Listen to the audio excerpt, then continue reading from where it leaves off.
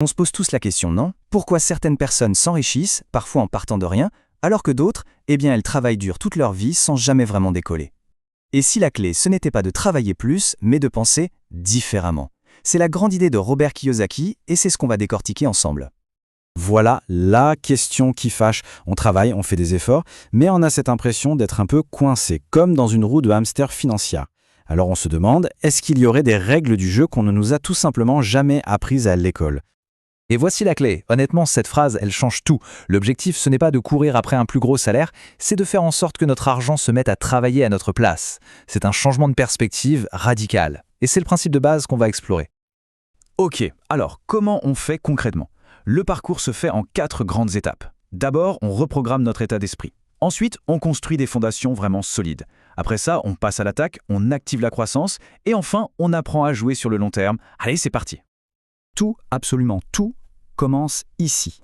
Avant même de parler de stratégie, de chiffres, de plans, la toute première étape, c'est de changer notre façon de voir l'argent et la richesse.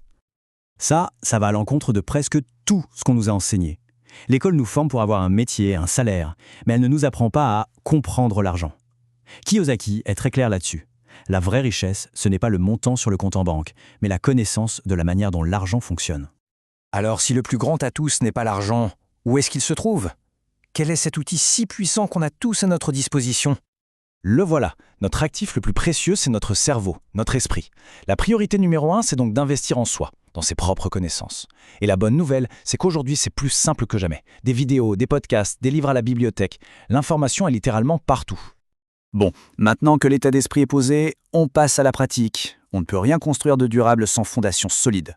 Il est temps de mettre de l'ordre pour préparer le terrain. Pour ça, c'est simple. Il y a 3 piliers. 1, on organise ses finances. 2, on se débarrasse des mauvaises dettes, on va voir ce que c'est. Et 3, on se crée un matelas de sécurité, un fonds de liberté. La toute première action, c'est simple mais c'est radical, suivre chaque euro qui entre et qui sort.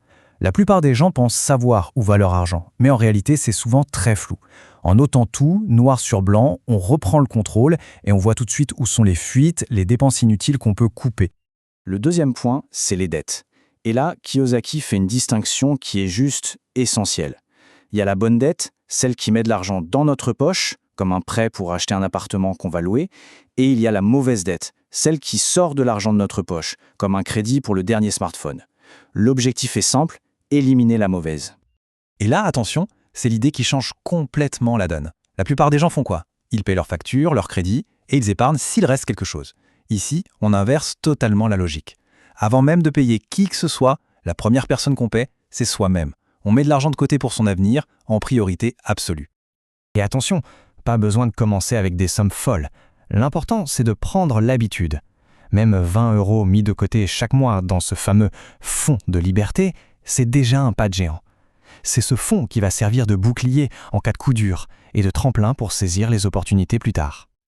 Ok, la base est solide. Maintenant, il est temps de passer en mode attaque.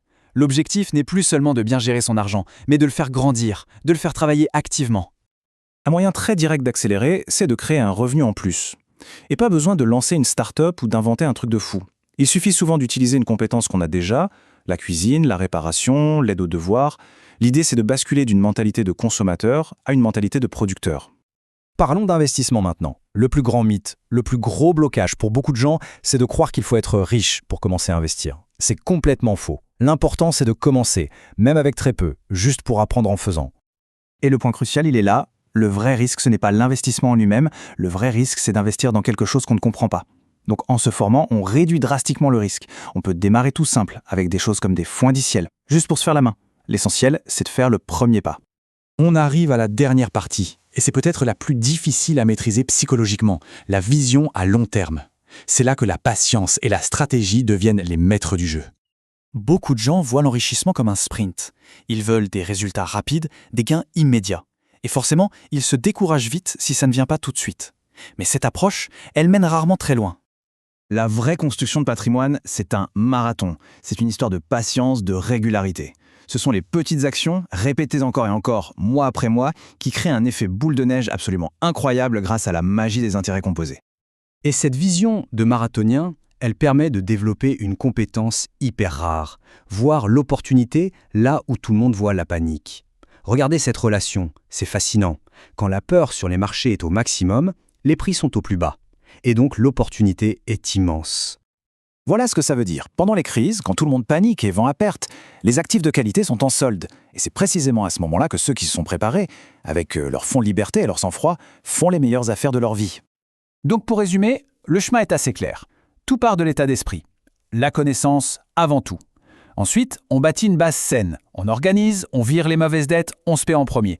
Puis, on passe à l'offensive. On crée de la valeur, on investit. Et enfin, on garde le cap, avec une vision de marathonien, en étant prêt à saisir les opportunités. La connaissance, c'est une chose. C'est bien, mais ça ne suffit pas. C'est l'action qui change tout. La question, ce n'est plus vraiment de savoir comment faire. La vraie question, c'est quand est-ce qu'on commence ? La transformation, elle démarre avec une seule et unique action. Alors, quelle sera cette première action ?